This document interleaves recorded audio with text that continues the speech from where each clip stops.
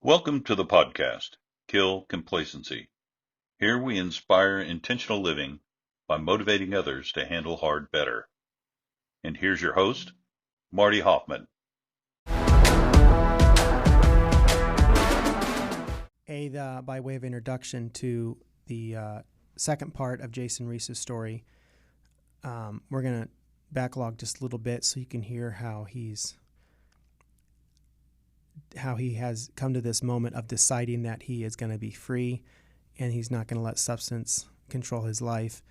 And just hearing that why, powerful, gives me goosebumps.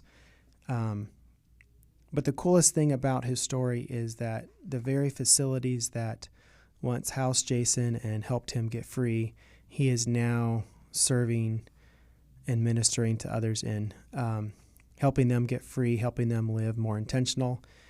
And just a great story, real life story about how we can be free, we can kill complacency, live more intentionally, and do great things if we will acknowledge and accept and live up and be the person that God's called us to be. So I hope you'll enjoy this. I hope this is beneficial to you. Please like, share, all that good stuff.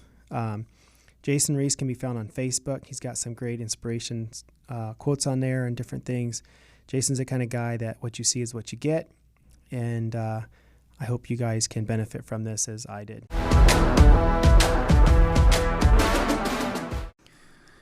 Things are good today, Marty. I get to help people that go down the same roads as I, and my worst, I've been institutionalized 3 times. I was in another mental health facility in Spencer in 2014.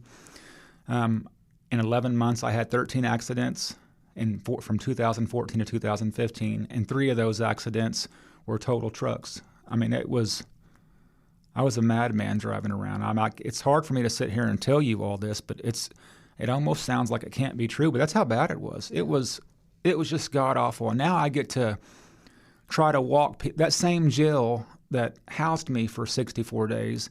I get to go in there and tell all those guys how good the Lord is. I get to be their chaplain. I get to be there for them. And, man, that's something I don't take for granted, man. And it's sometimes with business and fatherhood and being a husband and having the jail and answering the phone, it can get heavy at times. And I've learned to disconnect and place boundaries personally and professionally and I'm still working on that. But I wouldn't trade any of that for in the world, man, because seeing someone that's doing what I was doing and seeing them fight back and loving them enough for them to love their self, and then once they start to love their self, they start to feel worthy of these good things. Because, Marty, good things happen to me every day, and there are still days, and it's almost 9 years now, that I don't feel worthy of those good things, because good things shouldn't happen to people that put their wife and kids through what I put them through. And that's just how I look at it. Now, I know I've been forgiven. I was probably forgiven before I made the act, and I have forgiven myself. But I still don't feel worthy of great things. I'm more worthy, but I still don't feel worthy. If I know that on Tuesdays you go and help out. Yeah. Can you talk a little bit about that? Yeah, that's the drug court. We meet every Tuesday afternoon at 3, most Tuesdays anyway, sometimes judges in a jury trial. We review each case, and then at 4 o'clock we call everybody in, and we kind of go over, if they've missed a call in. I mean, it's a strict program. I mean, it's a program that's, you almost think it's like, man, this is childish, but you looking back at what you were doing, and you were immature. I needed that structure. I needed that calling in to see if I was green or red on the morning. I needed that the first 3 months calling in at 9, because it teaches you something. I mean, it makes you responsible and accountable. And out of 100 people that go through there, 5 of them may be sober in 2 years. But that 5 that are sober, man, it's amazing. I don't get more of a thrill than anything than seeing someone who society has counted out actually fight back and say, you know what, I am worthy of good things and I can change. And it's not easy. If it was easy, everybody would do it. Like I told you a second ago, you can't keep that gift if you're not unwilling to give that gift away. But when you work on yourself like that, I mean, there's tears. I always tell people, you got to journal. You got to do the time with the working out, the time. I always tell people, and I started running. That's something I never did, Marty. And I know that you run like 4-minute miles. I can't do that. But I try to attack that, and that's my weakness. So I think I think you make God proud when you attack your weakness, and I also think you rebuke the enemy by doing that, because I never was a runner. I ran a marathon in 17.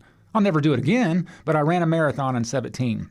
And I always tell people that I work with, I'm not saying you have to go to the gym. I'm not saying that you've got to go run, but you have to find your run and your recovery. Yeah. My run is recovery. You know what running does for you, Marty. You imagine your mental health if you didn't run for a year. It would tank. It would absolutely tank. But all that time you spent chasing that drugs or chasing that alcohol, you have to find some time to be productive, whether it's crossword puzzles, jig, whatever. You have to be intentional, and you have to fill that void, because if you don't, I don't know if I know one person that's sober that hasn't picked up a new hobby or something. Yeah. And the ones that do that, because when you're doing what I was doing, everything's a trigger. I mean, you wake up and you're in withdrawal. So you go out to the garage, you take 2 pills, you drink a chelada, and an hour later you go back to sleep. I've got bigger triggers, but everything in life can potentially be a trigger for me. That's why you have to find something with your time to be productive. Well, and I think that that's key. I think that there's all kinds of triggers, all kinds of things that Satan throws out there to tempt us. And maybe not even Satan, maybe it's just our flesh. Maybe it's the neurological pathways in our brain that have been tamed. And, I mean, you talked about being triggered earlier and set back. Yeah.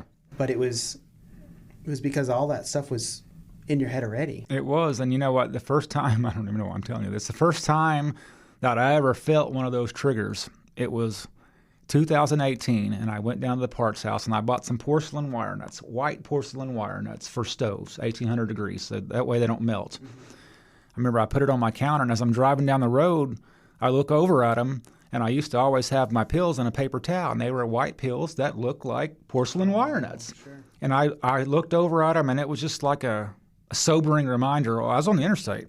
I pulled over, and I took those porcelain wire nuts out, and I put them in my box. That way I didn't have to see them anymore. But it's just weird how the human brain is, because there for a split second, I thought that I knew they weren't pills. But, man, when it's part of your life for 6 or 7 years and you glance over, it scared me. I mean, to be honest with you, it scared me. But I immediately fixed that by I didn't want to see it anymore. But there's other triggers like that. But that was one that was like, wow, that was sobering to me to see that. And I'm grateful. I'm grateful that it was a trigger. But it was just an odd deal. So you talked about running. What are other things guys do to shift the focus from substance abuse to? A lot of them have started running. Most of them start to train. Now, when I say training, not 5 days a week, an hour and 25 per, but just go. I mean, even if it's a walk, I think exercise is the best. But there's some that don't exercise. I've got a guy that gave up fishing for 15 years. He fishes 12 months a year now. He's sober. He's been sober for 4 years, but he found his love for fishing again. His dad used to take him fishing, and he quit. After his dad died, he quit going. Now I get to hear him when he goes out. He told me the other day, as a matter of fact, that he feels like he's with his dad when he's throwing that bait in the water. I'm like, man, that's because it's triggering. It is. That is absolutely incredible, because him and his dad were like avid fishermen growing up, and he quit fishing after his dad passed away, and now he'll take off work to go fishing. but it's working for him, and just to hear his joy and his. I think that was probably a big part of his. I mean, he took fishing was a big deal to him for 25 years, 30 years, and he quit when his dad died. So, yeah, I remember him calling me the first time he went, and man, you could just hear the joy and the peace in his. I mean, he said he was only there for about an hour. He said, but I can't tell you how I felt being out there. And I said, you don't have to tell me. I can probably use my imagination. He said, I'm never going to quit fishing. And he said, if I do quit fishing, come find me, because something's wrong. And that's when I was like, man, that's incredible. That's incredible, man. So he's the most fishing guy I know right now. I was thinking about you helping with drug court. Is that good accountability as well? Oh, 100%. It's a weekly reminder, right? 100%. And doing that has allowed me to work with some guys that I wouldn't normally know. Now, I can't take on everybody. I mean, there's help is needed. But if I have any more, because when you're working 12 steps program, it's like AA or NACR, whatever you want to call it. If you have more than a couple, and I learned this the hard way early on in recovery, I had like 4 or 5 guys that I was working with, and it was way too much. And I remember meeting with my mentor, and he said, I've had a rule for 20 years now. I don't work with more than 2. And everything that guy's ever suggested, I've taken it and I've ran with it. So that's what and then working with 2, depending on where they're at in their recovery, that can get heavy. Sure. And you have to learn to turn that off. I haven't made it there yet, because they trust you with information that you can't share if you're doing what you should be doing. And some of the information I've been told, it's hard. I mean, I can't turn that off. I mean, some of the trauma, most people, Marty, that I work with, something pretty substantial happened to them before they were 18 or 19 years old. Getting that hurt out, telling people about that hurt, that's when your healing begins. And that's why I always tell people, if you have a mentor or a counselor or whatever you want to call it, that thing that you don't want to share is the same thing that will haunt you if you don't share. And man, I got a guy that was sexually abused, and it took me almost 4 years to get him to talk. But Marty, once he opened up about it, man, he threw up all over me. And I was grateful. I can clean up the vomit, but he just let me have it. And man, I left there just heartbroken for him. Yeah. But I also knew how important what he just accomplished. And I remember him calling me like 2 or 3 days, and he said, man, since I shared that, he said, I'm not fantastic, and I'm still struggling a little bit, but something about sharing that with you. He got it out. I said, you can't heal it if you run from it. And I did that. I mean, I can tell you that. I did that for on and off for 10 or 15 years, and just hearing that excitement in his voice. And then once he unloaded that, he unloaded several other things. And he's one of the guys that I think he'll have, I might be wrong on this, 6 years at the end of April. And man, everything. I mean, if you would have put money down, you would have thought that he wouldn't get this deal. But man, not only is he getting this deal, he's working with other men. Yeah. And some of the guys that I work with, watching them, because this is probably not the right term, but you kind of hand them off after a while, and they've worked the program. Okay, I think you're ready to do to go assist with somebody else. And there's nothing more rewarding for me to see somebody that I sit with that I thought probably may not ever get sober work with someone else. And that me working with those guys, me making my life a little crazier, because it does get heavy, that keeps me accountable. I mean, you gotta set boundaries personally and professionally, but that keeps you accountable. If you're working with, in that drug court, you said it a second ago, every Tuesday I get to walk in that courthouse, the same courthouse that Judge Doyle, the same judge that I sit with next to and have lunch with. Yeah. Man, it's just things like that. I mean, that judge, he let me in his house. He wasn't there. I mean, that doesn't happen. I mean, this guy trusts me now. Yeah. He was the one that sentenced me through all my chaos. And he's like, the key's underneath there. And we joke. I was like, are you sure you want to let me in here? He said, yeah, I'm positive. He said, just fix what I got to fix. And I don't take that for granted, man, because he knows where I was. And I had so many people write me character letters, which I don't know why they did, because my character at that point was, but good, well-known people. I'm like, man, I was probably out of line for asking them, but Marty, when your freedom is lying in the balance, you'll do whatever you can to try to stay. I mean, there was a guy that got sentenced before me that on May 14th or June when I went to Valley Hope, and he had 3 DUIs, and he had a public defender. Well, if you pay an attorney, they work better for you. I mean, a public defender, they're going to work for you too. It's just law. Yeah. But a paid attorney, as unfortunate as it is, and I paid my attorney a lot of money, can do a lot more in the judicial system than what one that's appointed for you. Appointments, I mean, sure, they cover you. Yeah. But he got 3 years for that 3rd DUI, and I got that 5th one, and I didn't. I mean, I spent 64 days in jail, which felt like 15 years in Alcatraz, but I did it. I feel like I got pretty fortunate. Moving forward, where do you see yourself 5 years from now? 5 years from now, I see myself still fixing appliances. I also see myself starting to get out of the appliance business. My heart is with people that are struggling. Mm-hmm. My dream, I don't know what this looks like, it's a goal, one day to build like an apartment complex and get businesses involved where these guys that get out of jail, because Marty, when you get out of jail and you've got 5 or 6 things on your rap sheet and you go apply for work, I know people that put some of these guys to work, but if you don't know anybody and you go apply at Burger King or Walmart and they look at your history and they see that you got a felony on there, they won't give them a job. Well, if you're really trying to change your life and you've applied at 15 places and you haven't gotten one call back, it's real easy to start thinking, old way. And that's what happens. A lot of times they revert back to old ways. So, you know what? If you're not going to hire me, I might as well just screw up. I mean, maybe that's not the right term, but I've been able to get a few people jobs from individual entrepreneurs. But my goal one day is to get businesses involved where these kids can get out of jail, they have a place to stay, they can work, and that work will pay the mortgage and the utilities and all that. I don't know what that looks like. I've been thinking about that for 3 or 4 years now, but I know how important work is when you get out of there. So sort of like sober living Yes. plus a job. Yep. Yeah. I don't know how to get, I'm not good on all that nonprofit stuff, but there's got to be a way where, especially some of the kids in Logan County, because Marty, some of these kids, they get out and what they have is the streets. They don't have a mom. Yeah. They don't have a dad. So they need the work worse than anybody needs the work. And then they can't get it because of their past. And look, I get why you can't get it. I mean, you got to protect your business. I get that. But man, for those few that really want to do better, it's heartbreaking seeing them struggle like that and not being able to work. And 95% of them will revert back to old ways because they can't get work. I've seen that 24 times. So in other words, they go back to the lifestyle. Yeah. Because moving forward's too hard. Yeah. And they have too many roadblocks. Well, the common thing that I hear is, man, I'm really trying to do right. I've done right. I was incarcerated for 6 months. I've been out of jail for 2. I took one guy to pretty much every place of employment in Guthrie.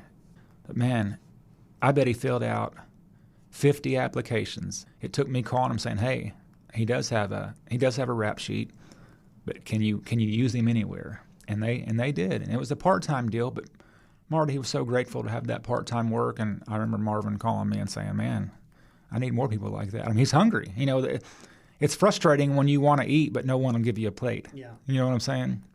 Yeah, we've got some guys that work for us that have some stories, and we're happy for them. And those are, what I have found, is those are the guys that are the most grateful for their jobs. They thank you all the time. Yeah. And they generally do really good work. Yeah, no doubt about it. That gratitude, man. Yeah. I mean, when you realize how fortunate you are to have a job and you realize that someone took a chance, you don't take it for, I think human nature, maybe not for everybody, it's really easy to get so caught up and so busy that you do take things for granted. I mean, common things, I'm healthy.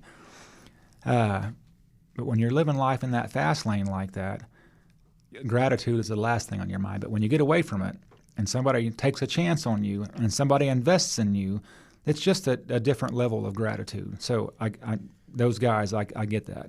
Well, in thinking about your story, you very much had that victim mentality where the world revolved around you. Yeah.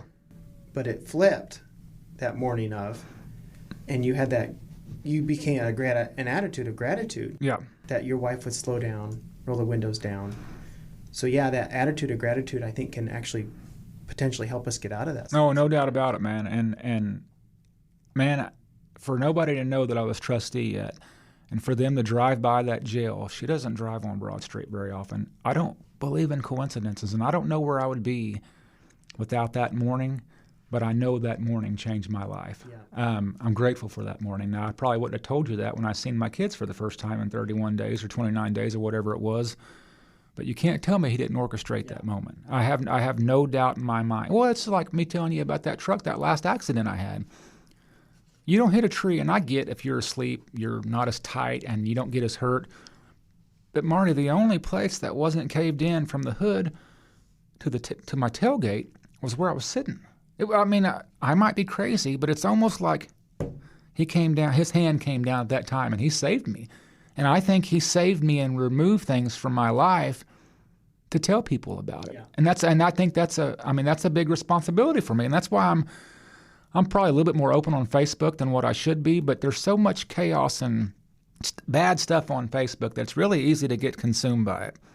Man, I may not do anybody any good by being encouraging on there, but it's so much better to not look at coronavirus and COVID-19 and Biden and Trump. Just send a little love and light out there. I think it makes a difference, man. Small little things like that. You know what I mean? It does. And it takes intentionality. It does. It does. And you probably have a hard time finding someone that's more grateful than what I am, man. And I don't take it for granted. And one of my prayers each night is to never forget how I felt 9 years ago. And when I tell my story and I can feel my emotions revving up, I'm surprised I haven't cried. Not that I try to cry or not try to cry, but usually it's hard for me to get it out. But to me, that's the Lord saying, I'm not going to let you forget that. I don't want to forget that, man. I mean, my life was so much turmoil. You wouldn't have known me then. I mean, I don't think anybody would have known me then. I mean, people thought they knew me, but man, I'm just, I'm grateful, man, but I'm telling you, Marty, even if Marcia and I wouldn't have worked out, that morning changed my life. And if I didn't want to be a parent living away from his kids, but I was whatever. I got myself in the situation, and I told myself if I ever get the chance, and I told her in April that year when I was at my worst that I knew that I could make her the happiest person in the world. I believed that. I didn't have a clue what that looked like, but I believed that. That's my world. Another thing, thinking about, I didn't touch on this earlier either, is we lost Dad November 20th of 20. We lost Mom December 29th of 23, just recently. And I think about the time I got sober. Not only did he sober me up for those next 5 or 8 years, but he sobered me up enough to have some quality clean time before I lost a parent. Because I'm telling you, Marty, if I'd have lost either parent and I'd have still been in the grips of addiction, I firmly believe I would have probably already been there, always been there, because the guilt and the shame and the regret. But I don't even have to talk like that now. I'm so grateful to have a sober mind and to be able to be a responsible man and take care of things when you lose a parent or something. That's something I don't take for granted, man. He allowed me to be sober for a little over 5 years before we lost Dad. And 6 years. And I don't know how I would have handled it if I was only, because it took me working steps for about 18 months. I wasn't nowhere near where I am now at 18 months. Now, would I have remained sober? I don't know, but he gave me some clean time to be able to deal with all that. Your identity now is sober and clean. It is. Husband and father, and because of that identity change. No doubt about it. Child of God. Because your identity changed, you are not that person. No, man, I am not that person, man. I mean, it's crazy to think when I tell you, if I heard my story from somebody else, I'd be like, man, this guy's crazy. That's me. It's just crazy what he can do if you're intentional and you try to be the very best version of yourself. And early on, I wanted things fixed, and I wanted them fixed last Tuesday, but he taught me patience in this deal. He really did. And I remember, because when I got out of rehab, I stayed in that apartment for 8 or 9 months. It wasn't like I was there for 45 days. Sure. We sold the house, moved to our new property, and things were hunky-dory. Just thinking about everything and my wife, today my wife, this is crazy to even say, she gets to walk spouses through the same thing. Now, she doesn't work them like I work them, but there's been 2 or 3 women that were, and I mentioned it to her one time. I said, I don't know how she's going to feel about that. She don't like to talk about it a lot, but she has stepped up in her role. And that's the most rewarding thing for me, is to see my bride, who I put through heck, actually help spouses that are going through the same thing. And she always tells them, her thing is, she tells them, you can't change him, no matter how bad you want to. And she got an Al-Anon book, and it teaches you how to live with someone like me. Very, very powerful stuff. I recommend it all the time. And I think when she got the Al-Anon book, in her head, I think she thought that maybe we were going to try to work it. Now, I didn't see this at the time, because it was only 3 months after I got out. But I would see her go to these Al-Anon meetings, and I would see her learn a little bit. And she learned a lot about herself, because when you live with someone like me, whether you know it or not, you're sick. I have infected you. Your way of living is not normal. And that's hard to tell. That's hard to tell a mom that calls me about their 22-year-old son. You've lived with him for 22 years. He's been using for 8 years. You're not well. And they don't want to hear that sometimes. But it's the truth. Mm-hmm. It's the truth. And enabling, I don't know why I'm talking about enabling. It's as bad as using the drugs or alcohol. I tell these parents, and I've had parents just sob to me, you can't enable. If your kid's hungry, take him and get him some food. If he needs gas in his car, go fill his car up. If he wants $200 to pay for the insurance, you go pay for the insurance if you want to do that. But you cannot give this kid money, because you will end up burying your baby if you keep babying him. And there was this one guy, been about 2 years ago, and he got picked up again. And I told this guy, the dad, I said, this is what needs to happen. And he was on board. Talked to the mom later that night. I was like, man, if anybody's going to go get him out, it's going to be her. I went down to see him the next morning, and he was gone. I said, he's gone. Where'd he go? He bonded out. And sure enough, his mom went down there and bonded him out.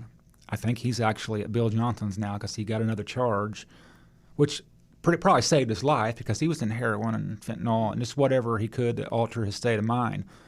But I couldn't believe that. I mean, you can only suggest. You can't make him not do that. But I told the fella, I almost said the name. I'm glad I didn't. I told the guy, I said, man, you cannot continue to allow this because you're allowing it. And don't get me wrong. When you're like I am or when you're like that son, you are a master manipulator. You can sell ice to an Eskimo because, Marty, some of the most intelligent and articulate people I know today were once addicted to alcohol or drugs. And that's just true. I mean, it's the truth. I know a lot of good people that have not used drugs or alcohol too. But addicts and alcoholics, most of them are pretty intelligent. Yeah. And they can manipulate with the very best. And I still find myself, I'm like, man, I got to quit being a manipulator. I mean, you got to always try to work on yourself, right? Salesman. Yeah.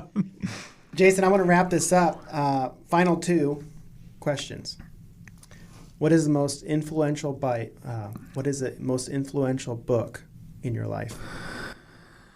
A book I'm in every day is the Bible, but I'm going to go a different route on this one. When I was in custody, there was a book by Joel Osteen, and it was called You Can and You Will. And I remember in that book, there was this lady in there that I believe it was substance abuse. And they told her every morning in the mirror, you look yourself in the mirror and you look in your eyes. And I started doing this when I was in jail. And you say, I am getting better every day in every way. And there's just something about bringing that to life. And I tell everybody they've ever worked with, I've told them that. And everybody I've ever worked with has got that book. There's just something about you say it every day. It becomes a routine. And to me, you bring it to life. And next thing you know, you start believing. And I say that every single morning when I'm brushing my teeth, like clockwork. And I haven't missed a morning that I'm aware of unless I slept all day or something. No, I know how pivotal that was at the moment in my life. Another one is Purpose-Driven Life. There's several books that I've read, but the Purpose-Driven Life, man, every time you read that, there's just something in each page that speaks to you. And so Purpose-Driven Life is every day. I think Rick Warren, if I'm not mistaken. And then You Can, You Will. And I'll go through that You Can, You Will. I'll read it probably 4 or 5 times a year. Because it came to me at a time that I needed it. And it may not be everybody's book, but at my time in my life, that book helped change things for me. While in doing those, what do you call those? Those manifestos? Uh-huh. Doing that is real. You hear it, you verbalize it, and it's exactly what you said. I mean, there's all kinds of scientific evidence. Is that right? I believe it. I mean, I'm living proof. I mean, there's just something about repeating it every single day. And you may not believe it the first 15 times you say it. But I think after a while, it's so part of your routine that you want to believe it. And then when you want to believe it, I think you start to believe it. And then you actually believe it. And you're like, next thing you know, you're just doing better than you've done in 20 years. It's kind of silly, but it's what worked for me. Well, you don't use past tense. At all. At all. It's present or future. It is, 100%. Yeah. 100%. Last question. If you had 1 week to live, for whatever reason you're going to die, you got one message you want to convey to the world. Jonah in the Bible had one message to tell Nineveh. Repent, or God's going to destroy you. What would be your one message to convey? That's such a great question. If I had to convey one message, it would be, there is nothing that you will ever do your entire life that will separate you from the love of Jesus Christ. And I didn't believe that for the first 38 years of my life, because what I've done to my family, normal people don't do. But Marty, he met me right where I was at that morning. There's that feel good again. I didn't have to be at my best. And looking back now, at my worst was when he was at his best. There's just nothing that you can't come back from. Not one thing. And I know grief, you lost a husband. I mean, look, we all have struggles. Some are in our closets and some are on the paper. Yeah. There's nothing that you'll ever do that can separate you from the love of our Lord.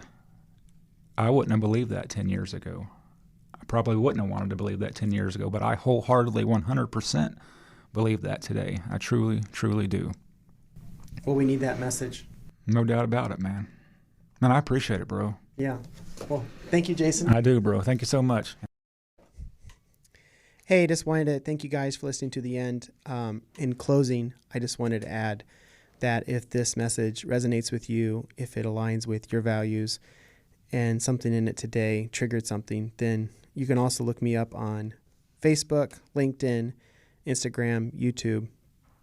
We are really trying to help people live more intentional lives, to kill the complacency with which they have subscribed to. I know there's many ways which I get sucked in all the time.